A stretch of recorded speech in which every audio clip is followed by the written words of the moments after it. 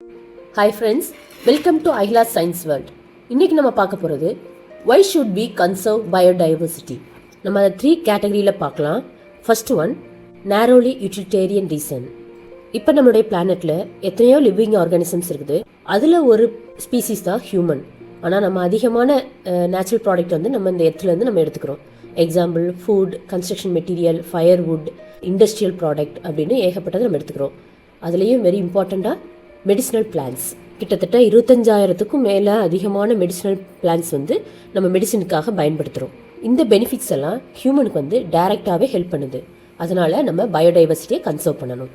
Second one broadly utilitarian reason. இப்போ எல்லா எக்கோசிஸ்டமும் பேலன்ஸாக work ஆகணும்னா அதுக்கு பயோடைவர்சிட்டி ரொம்ப இம்பார்ட்டன்ட். நம்ம அமேசான் ஃபாரஸ்ட் எக்கோசிஸ்டத்தை எடுத்துக்கோங்க.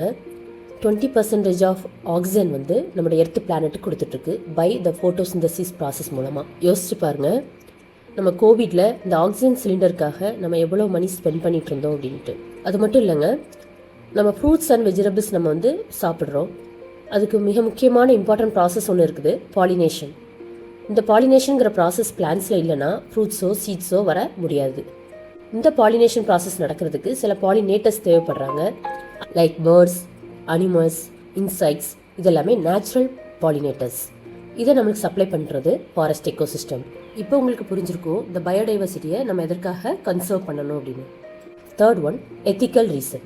நம்ம பிளானெட்டில் இருக்கிற ஒவ்வொரு ஸ்பீசிஸ்க்குமே இந்த பிளானெட்டில் வாழக்கூடிய உரிமை இருக்குது. அதை பாதுகாக்க வேண்டியது மனிதராகிய நமது கடமை. ஃப்ரெண்ட்ஸ், இப்போ பயோடைவர்சிட்டியை நம்ம எதற்காக கன்சர்வ் பண்ணணும்னு நம்ம பார்த்தோம் 3 கேட்டகரியில். நெக்ஸ்ட் கிளாஸில் எப்படி நம்ம கன்சர்வ் பண்ணுறதுன்னு பார்ப்போம். ஃப்ரெண்ட்ஸ், இந்த வீடியோ உங்களுக்கு யூஸ்ஃபுல்லாக இருந்தால் லைக் பண்ணி சப்ஸ்கிரைப் பண்ணுங்கள். தேங்க்யூ ஃபார் வாட்சிங்.